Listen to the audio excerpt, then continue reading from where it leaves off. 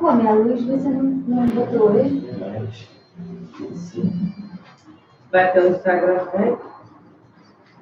Vamos entrando, pessoal.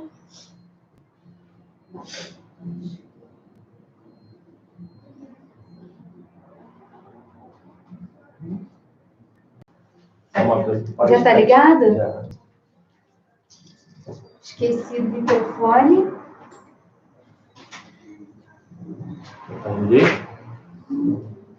Não.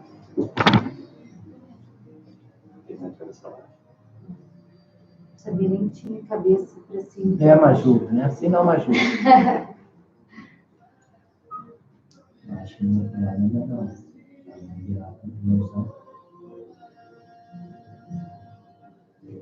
Oi, gente, vocês estão me ouvindo? Agora sim, esqueci do microfone.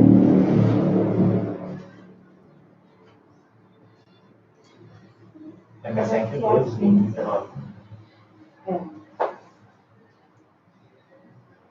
eu ver quem está entrando. Shirley, Monara, Kelly, Fernanda, Lilian, Michele, Maiara. Fala, pessoal. Maria.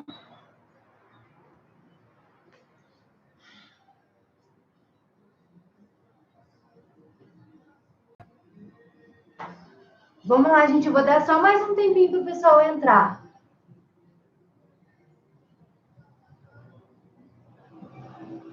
Janine. Agora eu sei que é você, Janine. Vamos só esperar um pouquinho. Tá enquadrado bem nessa televisão aqui, não tá? Certinho. Tá, não. Tá. Parece que tá faltando um pedaço. Tá não.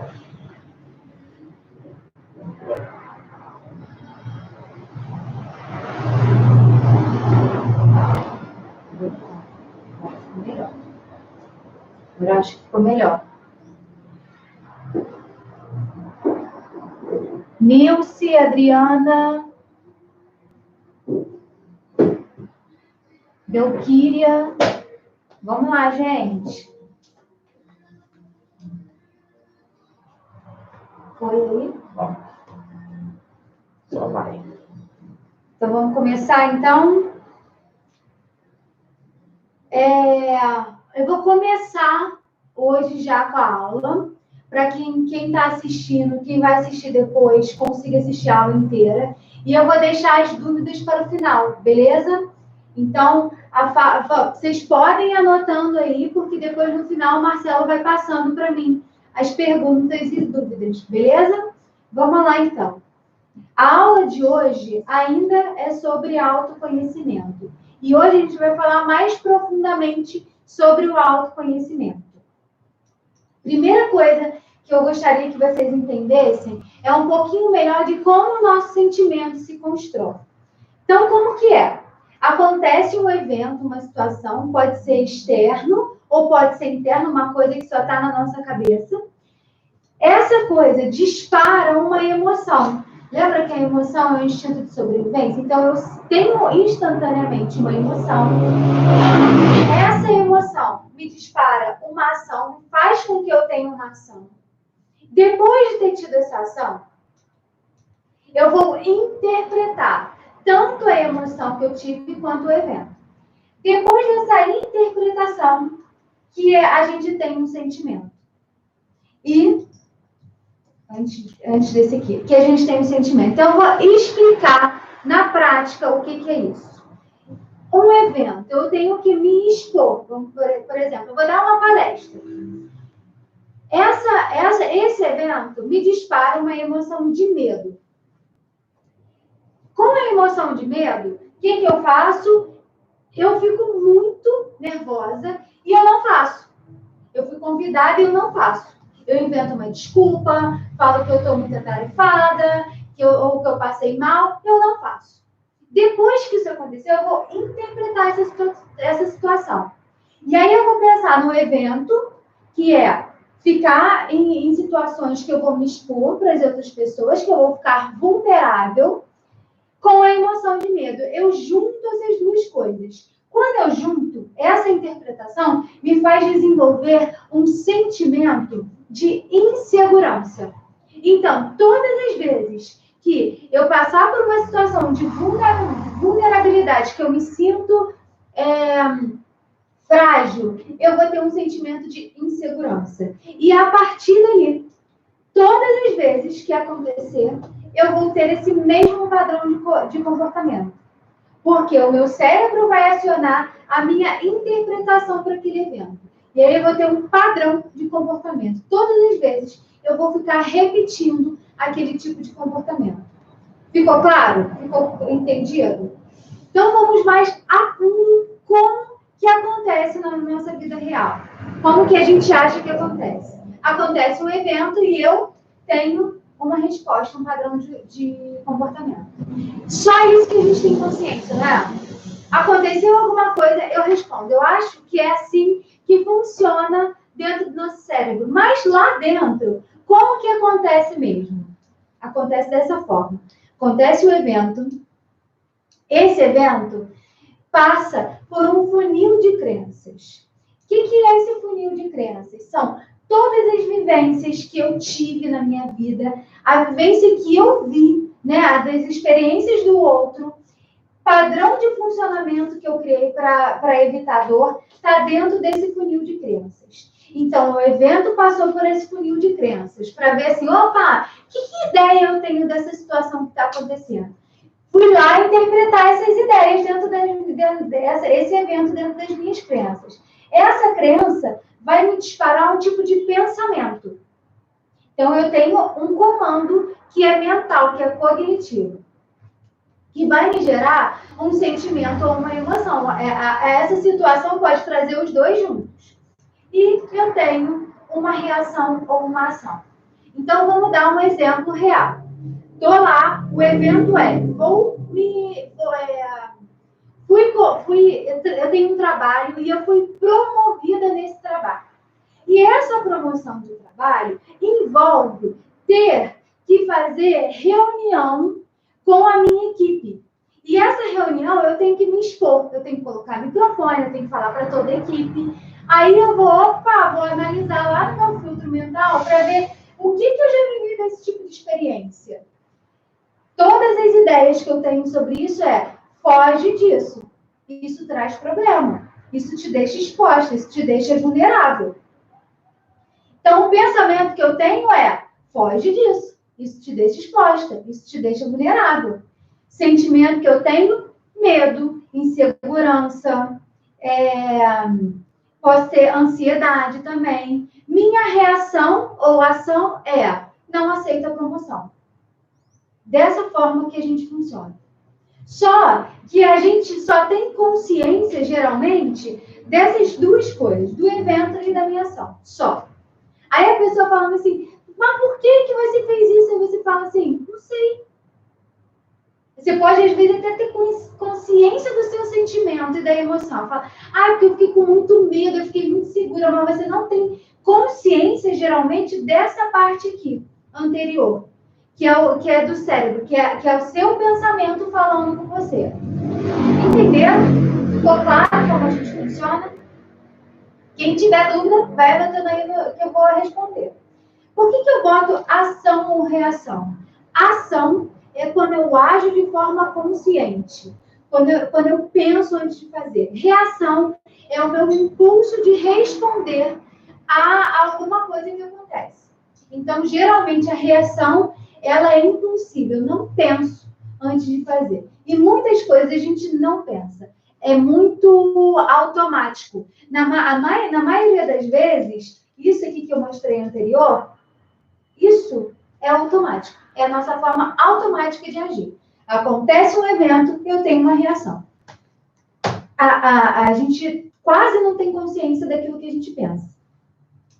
E o que a gente vai trabalhar hoje é que vocês tenham consciência dessas etapas aqui. A gente já trabalhou emoção e sentimento, e hoje a gente vai ter consciência disso aqui, das nossas crenças e pensamentos, e como isso tudo se construiu ao longo da nossa vida. Então, eu peço o quê? Que vocês tenham o lápis de vocês, o papel de vocês, para que vocês anotem. Agora eu vou falar um pouquinho sobre a etapa de desenvolvimento nosso, segundo o Erickson, e aí eu quero que vocês anotem como que vocês passaram por cada etapa de desenvolvimento, tá bom? Então, vamos lá. Como a minha história se construiu? Aí aqui a gente está falando de formação de crenças, tá? Um pouquinho de formação de crenças. As etapas de desenvolvimento do Erickson, ele fala de todas as etapas de vida da gente e o que a gente precisa de desenvolver para ser emocionalmente saudável em cada etapa dessas.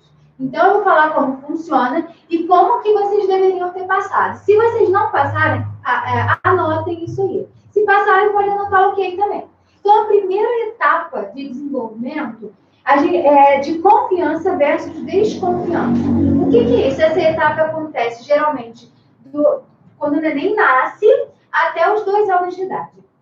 Nessa fase do desenvolvimento, a criança precisa desenvolver um senso de acolhimento, de segurança. Então, quando ele chora e o pai acolhe, o pai e a mãe mostram que estão ali, eles desenvolvem esse senso de confiança, de que ele pode ter confiança no mundo, que o mundo não é um lugar perigoso.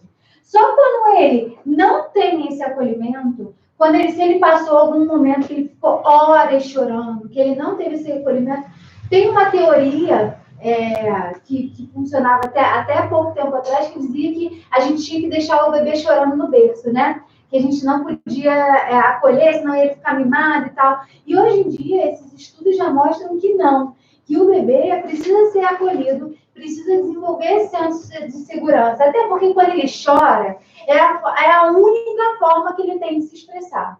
Então, naquele momento, ele não está fazendo pirraça ainda. Ele está se estressando de alguma forma. Ou ele está com fome, sede, tá sujo, ou ele está sentindo falta de você. Então, o choro é uma forma dele se comunicar com você. Se você ignora, ele se sente inseguro, ele se sente desprotegido. Então, nessa fase, o ideal é que a gente desenvolva um senso de confiança. Beleza?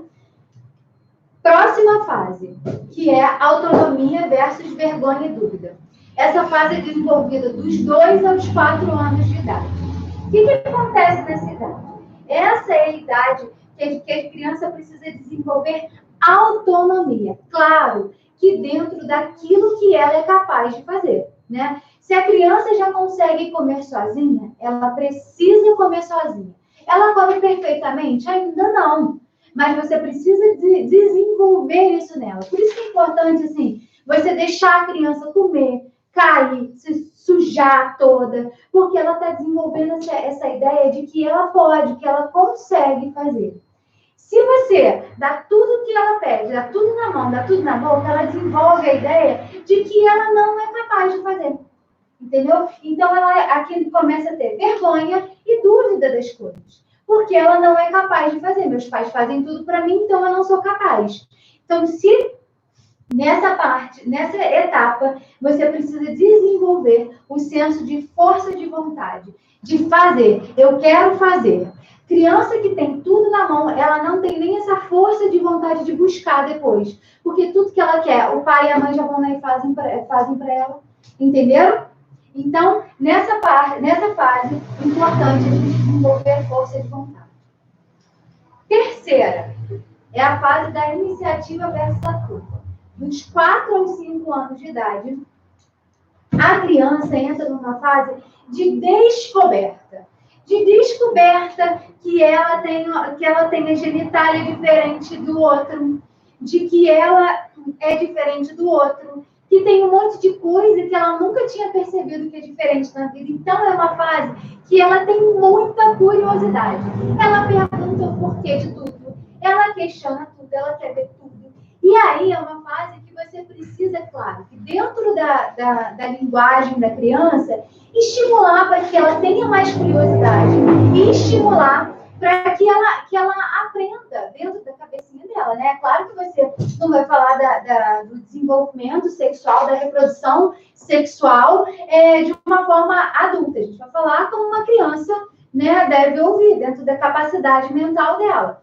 Mas é importante a gente incentivar e estimular essa curiosidade dela. Se a gente, por outro lado, reprime, ou se a gente foi reprimido, a gente começa a ter culpa.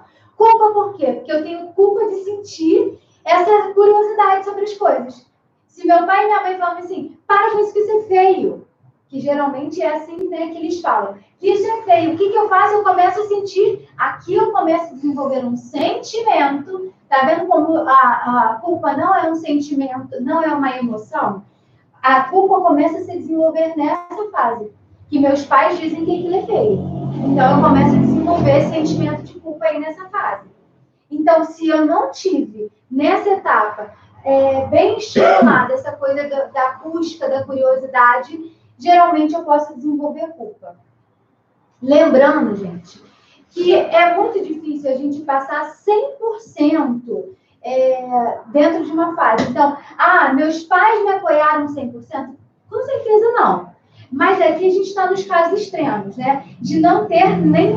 Tudo que eu falava, tudo que eu perguntava, ou eu era chata, ou eu tinha que deixar de ser curiosa, eu tinha que ficar quieta. Então, se eu fui muito reprimida nessa fase, que eu era muito curiosa, provavelmente eu vou ter esse senso de culpa muito aflorado em mim. Quarta fase. É a fase dos 6 aos 12 anos. A fase que a criança entra na escola, né? É alfabetizada. Hoje em dia, as crianças entram na escola mais cedo, mas é a fase da alfabetização, que é a fase que a escola é levada mais a sério, né?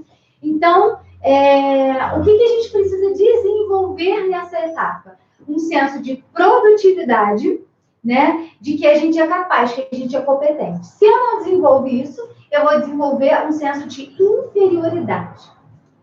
Então, como que é? Estou na escola, se eu consigo produzir, me socializar com os meus amiguinhos, consigo aprender, consigo levar bem, eu desenvolvo perfeitamente o meu senso de competência. Eu sou uma criança que eu sou capaz. Se eu tenho dificuldade, se acontece aquilo que vocês falaram na aula passada, de eu fui muito reprimida por um professor ou por alguém, eu começo a desenvolver um senso de inferioridade. Se eu me sinto inferior, eu não vou querer me expor. Então, eu vou travando. Entendeu? E aí que eu vou cada vez menos, vou cada vez fugindo mais o meu senso, minha timidez aumenta aqui nessa fase. Quem falou sobre isso, provavelmente aconteceu alguma coisa aqui nessa fase. Antigamente, a gente tinha professores que eram muito repressores, né? Hoje em dia ainda tem, mas eu acho que antigamente tinha muito mais pela falta de conhecimento também. Então, a gente tinha um senso de que a gente tinha que ser muito autoritário, né? Para educar, a gente tinha que ser muito autoritário. E esse autoritarismo todo tira da criança também um senso de desenvolvimento, de criatividade, de identidade, porque eu preciso ser aquilo que alguém me manda ser. Hoje em dia já não está fazendo isso, então está melhor um pouco. Mas nessa fase, geralmente, quem é acima dos 30 anos viveu uma fase de muito autoritarismo, né? Dos 25 para cima viveu uma fase de muito autoritarismo. Então, nessa fase, eu preciso desenvolver um senso de competência. Quinta fase. Eu preciso desenvolver um senso de identidade. Se eu não desenvolvo, eu desenvolvo um senso de confusão de identidade. Eu não sei o que eu sou. Então, é a fase da pré-adolescência à adolescência, dos 3 aos 19 anos, que eu vou sair para os grupos. Eu vou começar a me identificar com pessoas. Eu vou começar a sair daquela coisa só da escola e do papai e da mamãe, e eu vou criar grupos fora daquilo ali. Então, nesse momento é que eu construo a minha identidade. Eu começo a ver quem eu sou, o que eu gosto. Se eu não consigo pertencer a esse grupo, eu começo a me sentir confusa. Eu não sei o que eu sou, o que eu quero para mim. Se eu consigo, eu desenvolvo um senso de identidade. tá? Gente, não é que aqui seja determinante para a nossa construção da identidade. Aqui é o começo da construção da identidade. A gente está em processo constante de transformação, tá? Sexto, identidade é um senso de identidade, intimidade que eu crio nessa fase, versus o isolamento. Essa fase é dos 20 aos 24 anos, mais ou menos. Isso são aproximações, tá? Não necessariamente todo mundo foi nessa fase. É a fase que a gente está se relacionando com o outro. Se eu consigo ter um bom relacionamento, um bom entrosamento, eu desenvolvo um senso de amor, de intimidade com o outro. Se eu não consigo passar por essa fase, eu me sinto muito mal. E é onde eu vou me isolar. Porque é a fase que geralmente os primeiros namoros acontecem. Né? Então, aqui é a fase que eu preciso criar um senso de intimidade com o outro. Se eu não consigo, eu vou querer me isolar e eu me afasto. Eu não desenvolvo isso aqui na minha vida. Sétima fase, que é a generatividade. O que é essa fase? Geralmente a gente na vida adulta, e aqui nessa fase é onde a gente está construindo a nossa vida. É a fase que a gente já saiu da casa da mamãe e do papai, a gente está já com o nosso emprego e a gente está construindo a nossa vida. O que é importante a gente construir aqui? Um senso de produtividade, que eu sou capaz de construir. Eu sou capaz de ter a minha família, de ter as minhas coisas. Esse é o ideal para passar por essa fase. Quem não consegue, quem fica lá preso ao papai e à mamãe, essa dependência, cria um senso de estagnação. Parece que nada mudou na minha vida. Parece que eu não construí nada. É esse senso que nasce aqui. Então, nesse estágio, eu criei um senso de autorresponsabilidade. Aqui eu já sou responsável por gerenciar a minha própria vida. Beleza? E a última etapa é a etapa da integridade versus o desespero, que é a velhice. Na velhice, é onde você vai analisar toda a sua vida e vai ver se eu consigo ter um senso de que, cara, minha vida valeu a pena, por mais que eu tenha errado, eu aprendi, hoje eu sou quem eu sou grata, eu sou feliz por ser quem eu sou, ou um senso de desespero, de olhar para trás e falar o que eu fiz da minha vida, por que eu fiz isso com a minha vida. Isso pode nascer nessa etapa. Aqui, o ideal é que a gente tenha aprendido muito. Então, aqui a gente tem um senso de sabedoria. Se eu passei, por todas as etapas, eu acredito que todo mundo que está aqui, a maioria ainda não chegou nessa etapa. O ideal é que a gente chegue na fase da velhice tendo esse senso de sabedoria despertado na gente. Beleza? Então, essas são as etapas de desenvolvimento psicossocial que o Erickson fala para a gente. Eu achei muito válido trazer isso para vocês, porque a gente vê mais ou menos como que a gente precisa se construir ao longo da vida e o que a gente precisa desenvolver. E aí as pessoas falam assim, Elaine, não desenvolvi. O que acontece então com a minha vida? Então, aquilo que a gente não desenvolveu, a gente vai tentar resgatar, a gente vai tentar alimentar, a gente vai tentar tratar. Então, eu fiz um quadrinho aqui para vocês, para depois vocês responderem isso. Em cada etapa, qual é a virtude que eu tenho que ter desenvolvido e qual é que eu desenvolvi. E se eu não desenvolvi, eu preciso, são a etapa da minha vida que eu tive alguma crença que talvez hoje pode estar me atrapalhando. Então, é isso que eu quero que vocês tenham consciência hoje.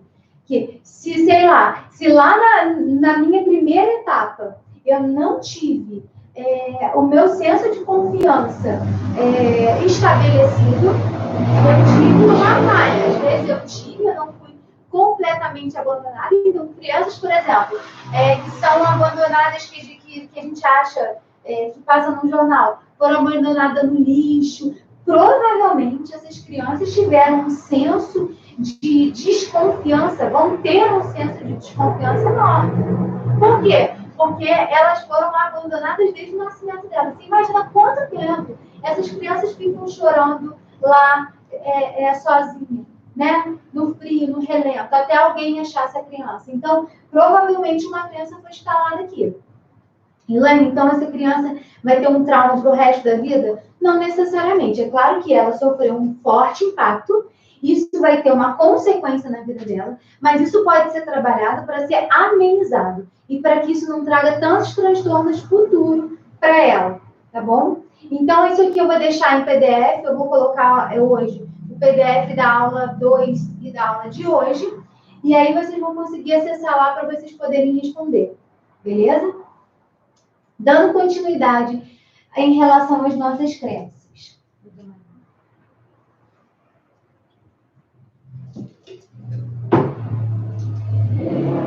No filme Divertidamente, ele fala de ilhas, né?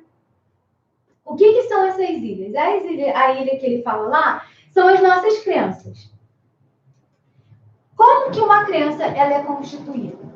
Ela pode ser construída através de eventos repetitivos na nossa vida, coisas que acontecem sempre, ou por um evento que tem um forte impacto emocional. E esses impactos podem ser positivos ou negativos na nossa vida. Então, uma crença, não tem crenças só negativas, não. A gente tem crenças positivas. Mas aqui a gente está falando das crenças que atrapalham a nossa vida. Então, a gente está falando mais dessas crenças negativas, daquilo que aconteceu na nossa vida que atrapalha o nosso funcionamento. Eventos repetitivos, negativos. Um exemplo. Minha família sempre falou que come para relaxar, comer deixa a gente feliz, comer é bom, é pecado negar comida. Então, eu sempre cresci ouvindo isso. Qual a minha possível crença em relação a isso? Comer é bom e me deixa feliz. Outro tipo de crença. Eu sempre ouvi, isso é muito comum no meio da mulher, né? Eu sempre ouvi falar que homem é tudo igual e nenhum homem presta. A vida inteira eu fiquei ouvindo isso. Quando eu vou me relacionar com alguém, a primeira coisa que me vem em mente é nenhum homem presta. E isso pode ter impacto, isso pode atrapalhar muito a nossa vida, pode criar um padrão de comportamento. Por exemplo, nesse nenhum homem presta.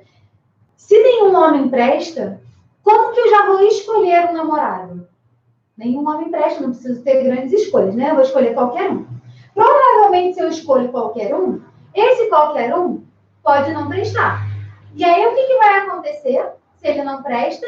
Vai reforçar a minha crença. E esse geralmente é um padrão que a gente faz. Se eu ouvir, eu vou procurar na minha vida aquilo que vai me linkar àquela minha crença e eu vou cada vez reforçando mais a minha crença. E, Elaine, mas isso me atrapalha muito. Atrapalha. Só que a gente cria crenças tentando se proteger. Na verdade, algumas atrapalham muito. Como que comer é bom e me deixa feliz? Como que isso atrapalha a nossa vida? Atrapalha quando eu estou acima do peso, não estou satisfeita com o meu corpo, eu vou fazer dieta, eu não consigo ficar muito tempo de dieta. Porque imediatamente me vem essa ideia. Aí eu estou um mês de dieta. Aí eu passo por uma situação que me deixa muito angustiada no trabalho. O que eu aprendi? Comer é bom e me deixa feliz. O que eu vou fazer quando eu chego em casa? Vou comer.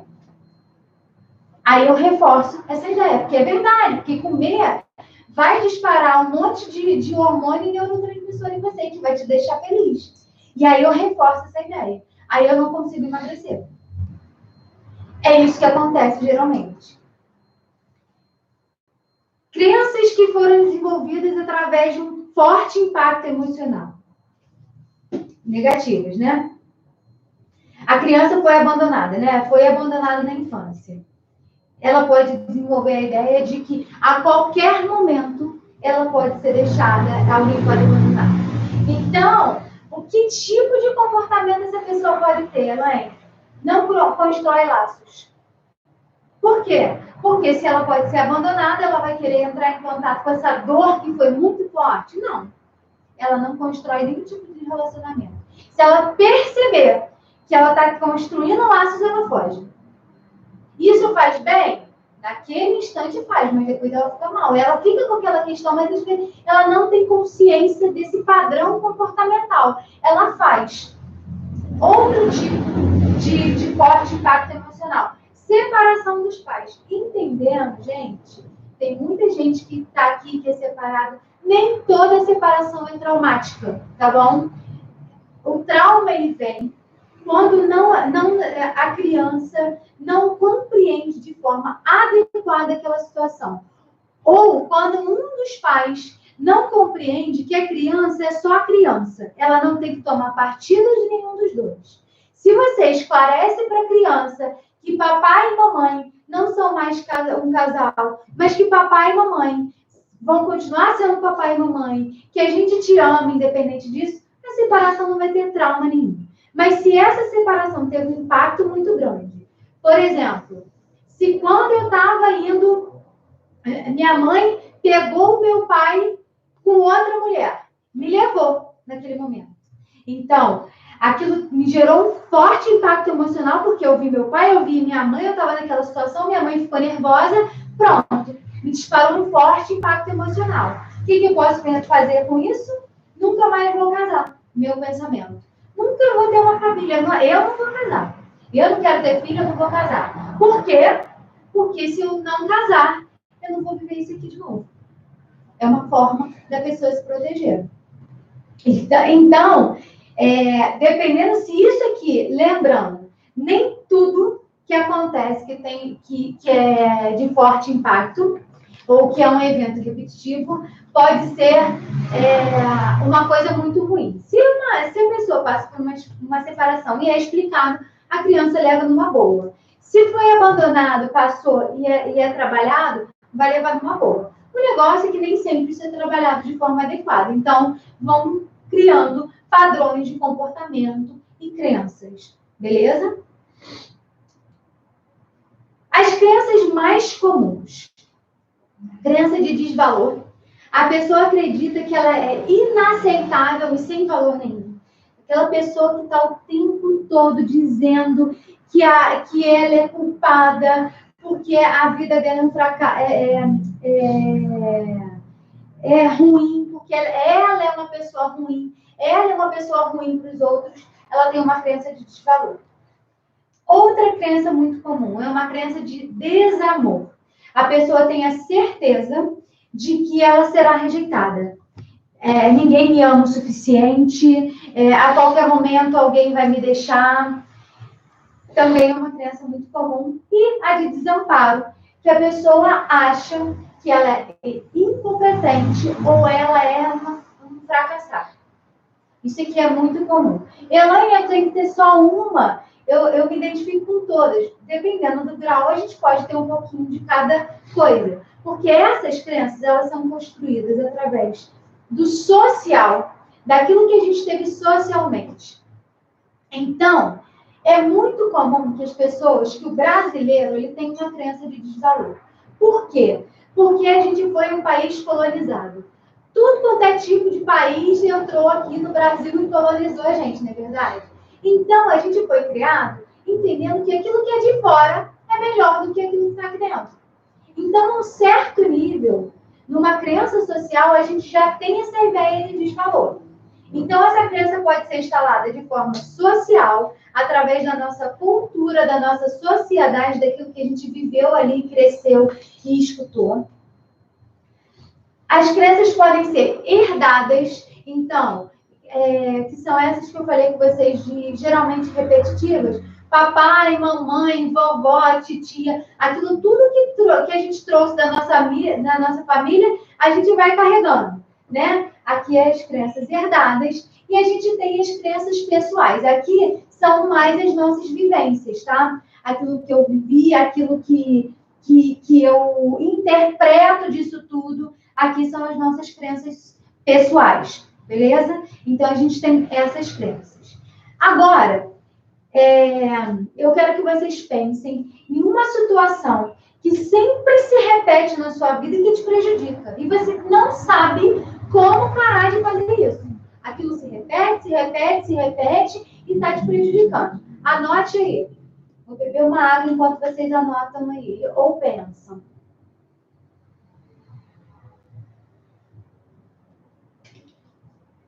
A Elaine, não tenho nenhuma. Tem sim. Todo mundo tem. Todo mundo, em qualquer lugar, pode ser a pessoa que tem a maior sanidade mental do mundo, tem isso, porque é impossível não ter, tá? Não tem nada que é perfeito no mundo. Agora eu vou trabalhar com vocês o seguinte. Pensamentos que atrapalham a gente. É uma lista de pensamentos sabotadores, beleza? Primeiro, tipo de pensamento. Eu vou falando e vocês vão anotando aí se vocês têm ou não, tá? Leitura mental. Leitura mental é quando eu acho que alguém está achando de mim. Então eu passei, aí eu vi alguém, na hora que eu passei, 2 pessoas viraram e começaram a conversar. Eu falei, cara, tá falando de mim? Tenho certeza que aquelas pessoas estão comentando alguma coisa de mim. Estão falando da minha roupa. Estão falando do meu cabelo. Então eu tenho certeza que alguém está achando alguma coisa de mim. Essa é a leitura mental. Segundo tipo de pensamento sabotador. Previsão do futuro. Eu crio um futuro, geralmente ele é negativo. Então eu estou o tempo todo, isso aqui é muito, quem é ansioso tem isso aqui com certeza. Eu estou sempre prevendo o futuro de forma negativa. Catastrofização. Essa é a pessoa que ela acredita que uma coisa muito ruim vai acontecer e que ela não vai suportar. Sabe aquela pessoa que ela é muito... ela é muito pessimista, muito exagerada? Está dentro dessa pessoa aqui que catastrofiza. Então, eu vejo que uma situação vai acontecer e eu vejo o pior daquela situação. Beleza? Próximo, rotulação. É quando eu crio rótulo para as coisas, para mim e para os outros. Então, eu não consigo gostar de atividade física, né? Eu sou muito fracassada na atividade física, eu não tenho condicionamento físico, eu não sou preparada para isso. Então, eu tentei 2 vezes, eu fui lá, cansei, que é normal cansar, mas eu acho que aquilo ali não é para mim, então eu já botei no rótulo, que eu não consigo, que eu não gosto. A atividade física não é para mim, pronto, acabou. Ou, eu tô acima do peso, aí o que eu falo? Eu sou gorda. Carimbei aqui, eu sou gorda. Se eu sou gorda, provavelmente eu não posso mudar, né? Porque crio um senso de identidade, né? Então, aqui a rotulação é que a pessoa é. Ou a outra pessoa. Uma pessoa foi, teve uma atitude agressiva comigo. Eu falo assim, não falo mais com aquela pessoa não. Pessoa grossa, ignorante, eu não falo mais com ela. Às vezes foi uma única situação. E ela não é assim, mas eu já rotulei. Aí eu não quero mais falar com aquela pessoa. Então, esses rótulos, é muito difícil alguém que não faça isso. E isso aqui atrapalha muito a nossa vida. Porque às vezes tem coisas que a gente, só em olhar, a gente faz muito isso. Só em olhar eu já sei, né? Aí eu já rotulo e já perco a oportunidade, às vezes, de aprender, de conhecer uma pessoa legal, de mudar, porque eu rotulei aquilo como sendo verdade absoluta.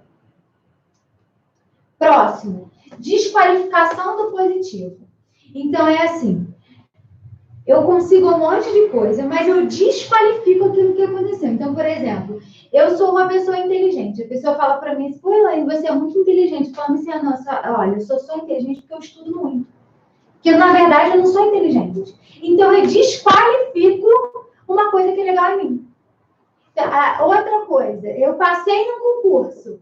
A pessoa fala, pô, que legal, você passou. Não, é só porque eu estudei muito, quase matei de tanto estudar. Ou que a prova estava fácil. Eu passei porque eu dei uma sorte, a prova estava fácil. Então, eu desqualifico uma conquista minha, uma coisa que foi positiva. Filtro negativo, a pessoa que só foca no negativo. Então, eu achei essa imagem muito legal, porque um vê as coisas boas e o outro só vê desgraça. A pessoa só foca no negativo. Ela não consegue, às vezes ela tá com, sei lá, tudo quase perfeito na vida dela, o defeitinho ela foca naquilo, ela só fala daquilo, ela não vê nada positivo na vida dela.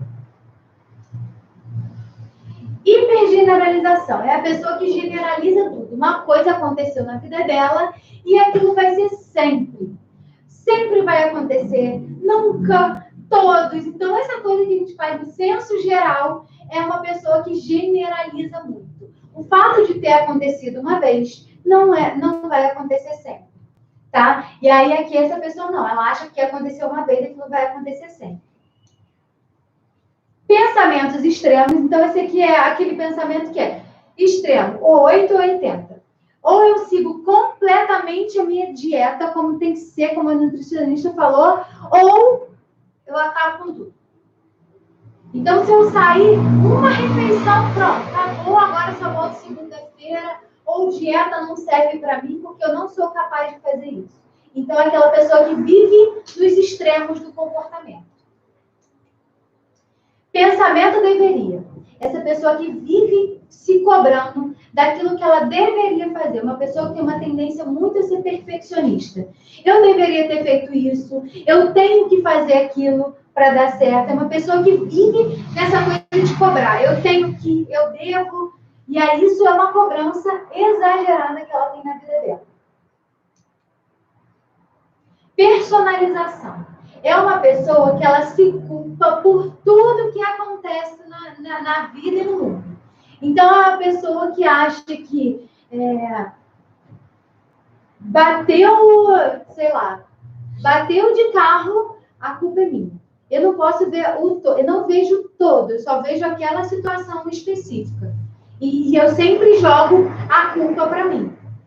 Ah, todo mundo brigou.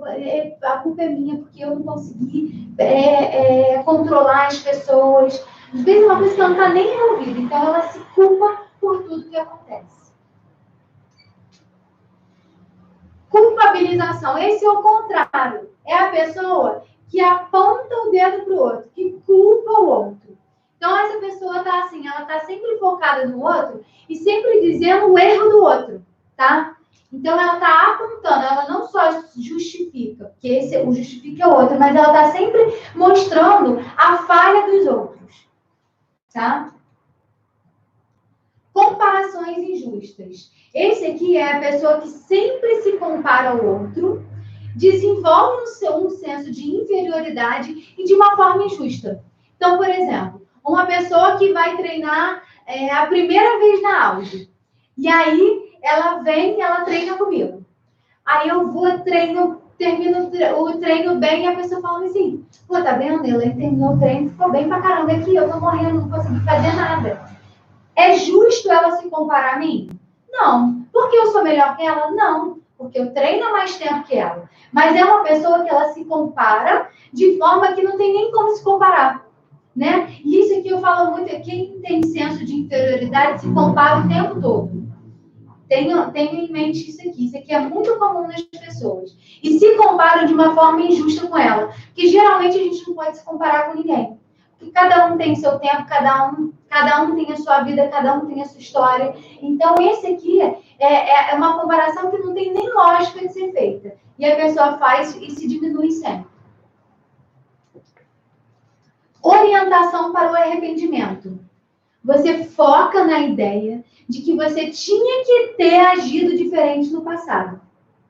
Então, é uma pessoa que está sempre olhando para o passado, é uma tendência a ser mais deprimida, né? Tá sempre olhando para o passado e falando, cara, eu tinha que ter feito diferente. Por que eu fiz isso? E aí, assim, eu devia ter falado, eu devia ter feito. E tá sempre mal, porque não fez lá, mas não transforma a vida lá na frente. Só tá olhando para o passado. Esse aqui, a pessoa que tem depressão, tem uma tendência à depressão, tem muito isso aqui. Pensamento e se. Esse pensamento do ansioso também, né? Pessoa tem dúvida de tudo. Mas se eu fizer isso e não der certo, se eu fizer aquilo, então se eu fizer aquilo, a pessoa nunca tem certeza de nada na vida dela. sempre se colocando em dúvida, colocando tudo em dúvida. Isso também é muito comum. Raciocínio emocional. Esse aqui é quando a pessoa tem pressentimentos. Então, ela sente, e pelo fato dela sentir, ela acha que aquilo vai acontecer. Então, eu vou dar um exemplo, isso aí acontece, é muito comum.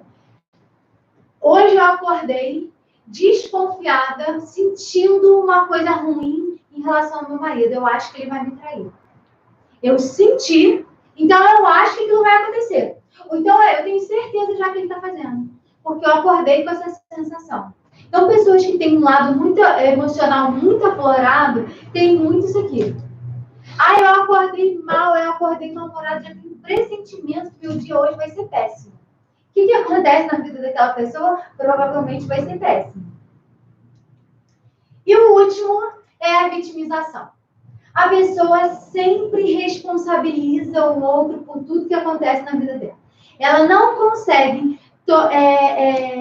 tomar controle da própria vida.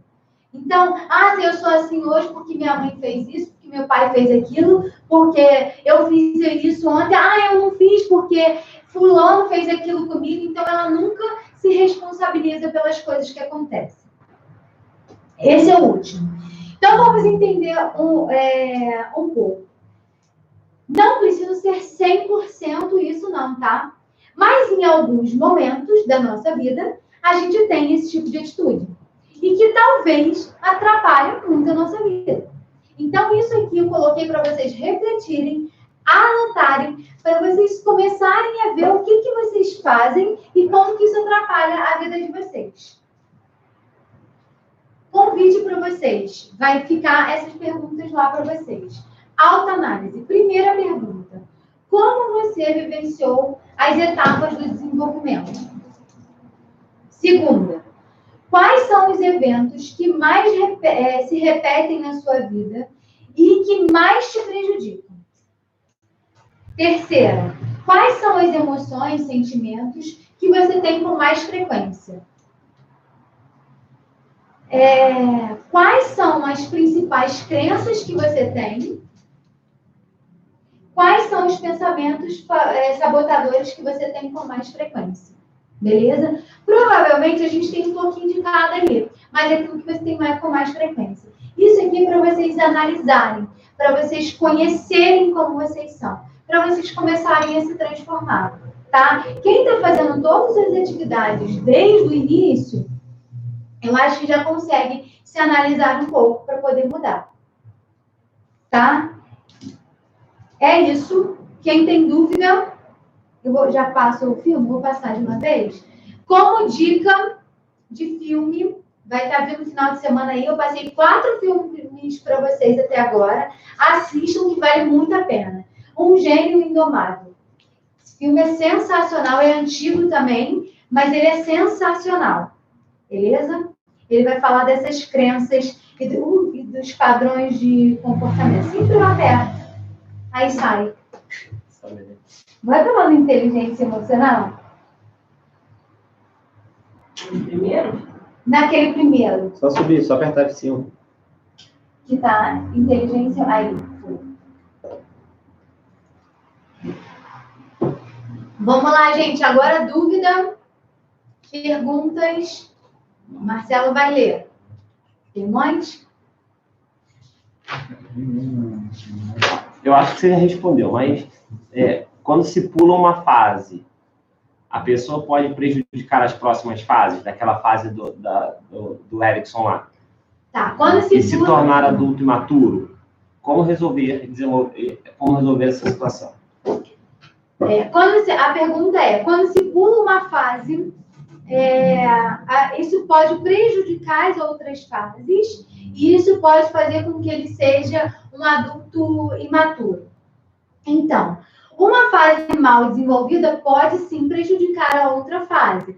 Ela não é determinante na nossa vida que eu resolva plenamente aquela fase para ir para a outra. Mas se ela foi muito mal resolvida, pode sim me prejudicar futuramente.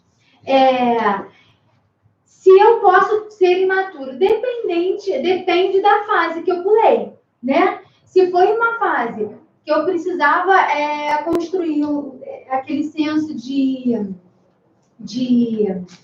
força de vontade e tal, pode sim me prejudicar. Dependendo da etapa que eu pulei, isso pode me prejudicar. Na verdade, prejudica, num grau prejudica. Como eu falei para vocês, a gente não desenvolve 100% em cada etapa, porque a gente tem falha na nossa educação, porque os nossos pais não são perfeitos e não vão ser. Nem a gente, como pai, vai ser. Então, vai ter a falha. O negócio é quando a falha ela é muito grande. E aí aquilo deixa um buraco muito grande. E aí, como que você vai saber analisar isso? Tá? Naquelas perguntas de autoanálise, aquilo que mais repete na minha vida, eu vou ver se tem a ver com aquela fase que eu acho que eu não fui tão bem desenvolvida. E aí, se eu não fui bem desenvolvida, eu vou ver o que eu preciso trabalhar em mim naquela situação que eu tinha que ter desenvolvido e que não desenvolvi. Então, se foi lá na infância, que era o senso de curiosidade, eu desenvolvi muita culpa, eu preciso ir lá naquela etapa, lembrar o que aconteceu, a situação e tentar resolver aquilo dentro de mim.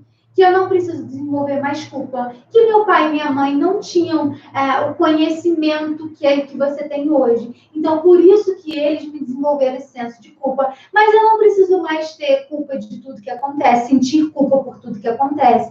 Então, eu preciso saber identificar, ir lá e tratar aquela etapa que ficou muito mal desenvolvida em mim. Beleza?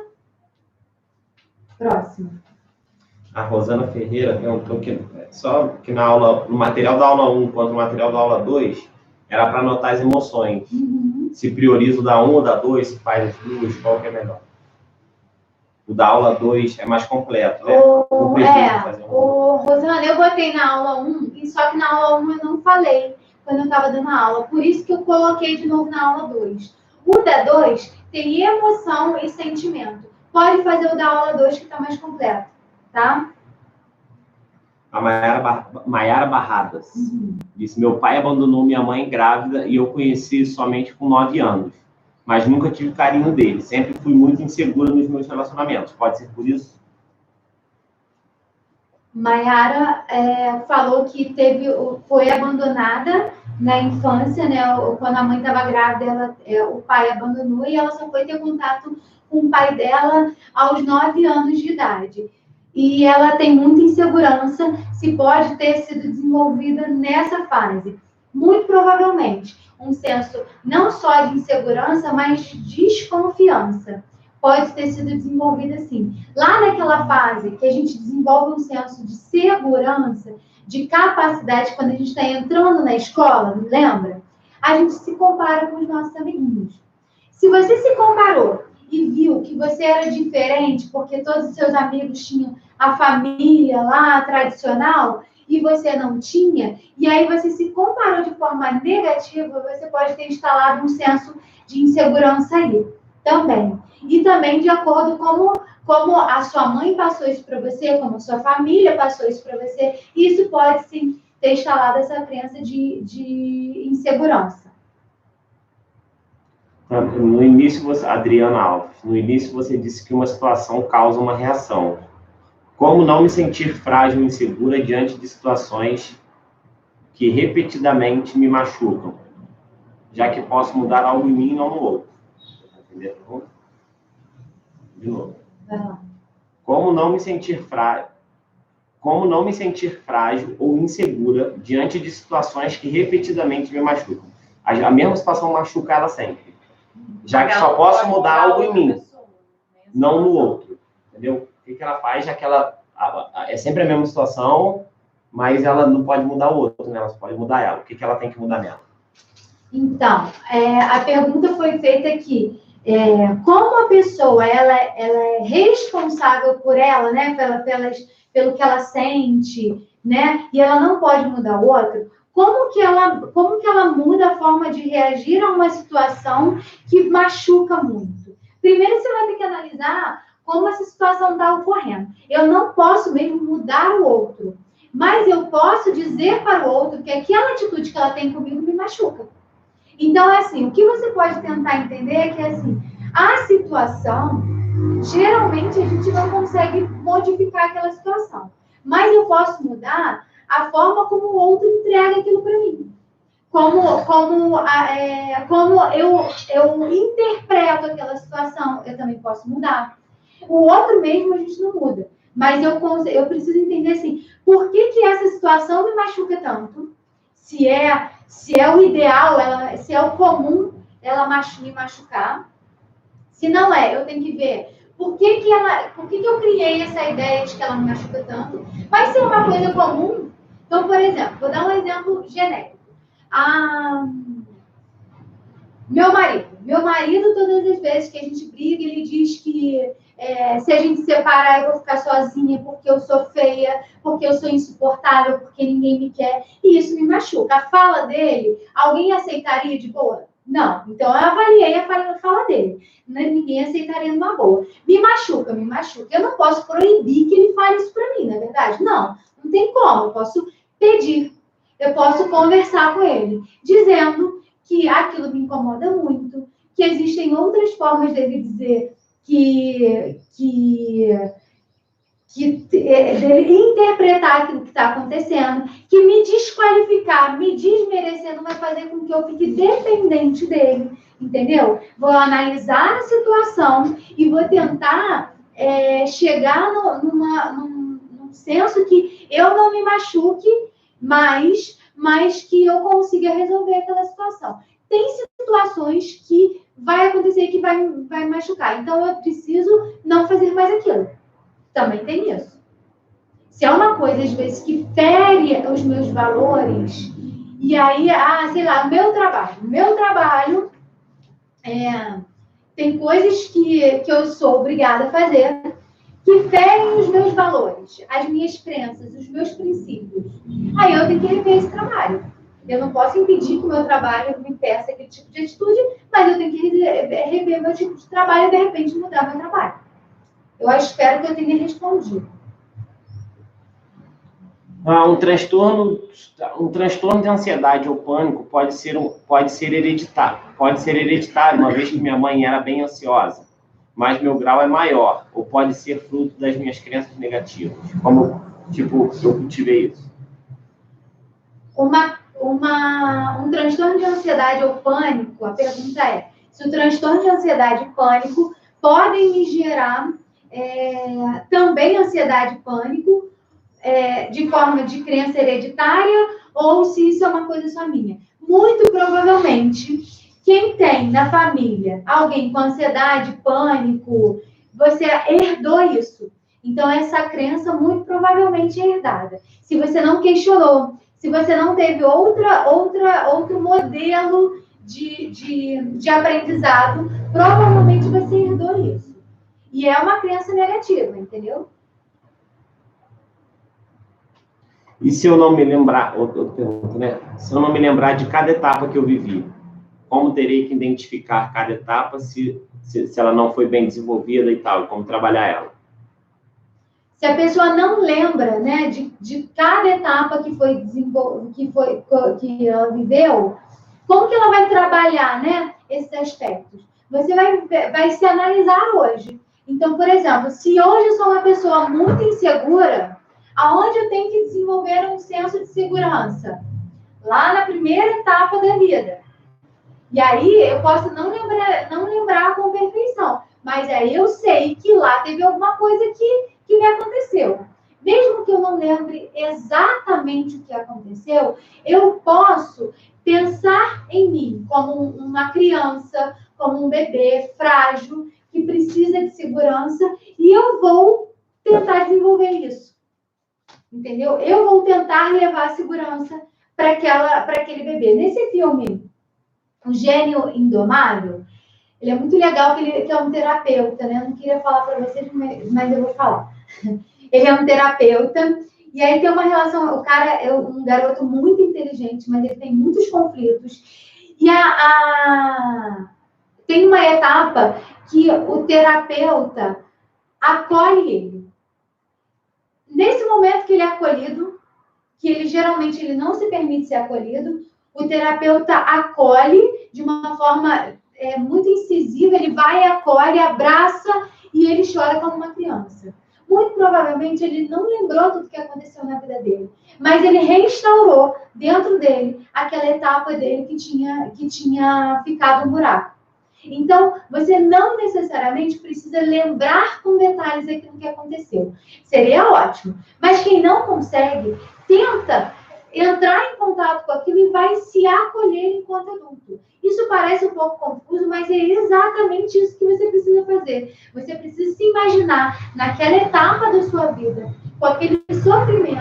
E aí, naquele momento que você estiver sentindo, naquela etapa, sei lá, eu estou com 2 anos, eu vou me imaginar como uma criança, vou me imaginar com 1 ano, como uma criança que não fala, que não anda, provavelmente, porque hoje as crianças falam e andam. Antigamente a gente não falava e não andava, né? Então, eu tô lá, eu tô quieta, eu tô fragilizada, e aí eu vou tentar fazer com que aquele sentimento de insegurança renasça ali. E aí deixo ele vir à tona e vou tentar acolher. Eu vou tentar levar a segurança para mim. Então, eu posso fazer o seguinte, eu posso até... algumas terapias a gente faz assim. Eu entro no papel, você pode fazer um papel. Então, eu vou dar um exemplo. Você faz um papel que vai ser você, na sua etapa que você precisa acolher, vai ser você adulta. E vai ser um outro papel que você é neutra. Beleza? Então, você vai lá para o seu papel e vai pisar nele. Vou fazer. Não faça não. Então, gente, Marcelo me deu uma dica aqui. Eu vou fazer essa ferramenta extra para vocês, tá? Para explicar como que a gente tenta curar essas nossas feridas. Agora, né, o povo não vai entender, mas é uma ferramenta legal. E aqui eu tô tendo que ir rápido. Eu vou fazer extra essa aula, beleza? Para a gente tentar curar essas etapas aí. Próximo. Acho que foi, né? Foi? Não tem mais nada? Não. Gente, mais nenhuma pergunta. São que horas? 35. Passa muito rápido, né? Pelo menos para mim é muito rápido. Então, gente, essa é a aula de hoje. Eu espero que vocês tenham gostado. Anotem as dúvidas para a gente trabalhar na próxima aula, tá? Se conectem. Essa é uma aula muito importante. Eu diria que talvez seja a aula mais importante de todas. Porque se você abrir mesmo, se você se abrir para conhecer as suas feridas, você está se dando a oportunidade de se tratar, de se curar. Enquanto a gente esconde, as feridas estão todas lá abertas. E a gente finge que nada está acontecendo, né? Vamos tratar essas feridas, vamos tentar tratar aquilo que a gente viveu. Lembrando, ninguém passou totalmente ileso pela vida. Ninguém passa ileso pela vida. A gente tem as nossas feridas. E a sua não é mais difícil do que a do outro. Cada um sabe a dor que sente, né? E a gente tem como tratar, a gente tem como curar. Para a gente viver melhor com a gente. E, consequentemente, eu vou ser melhor para o outro. Se eu consigo tratar as minhas feridas. Então, aproveitem o final de semana para refletir sobre isso aí que vocês viveram. E vamos trazer, de repente, na segunda-feira, eu faço essa aula de cura, né? De cura da criança interior, tá bom? Para ver se vocês se ajudam em casa, tá? Um beijo, gente, e até segunda, hein?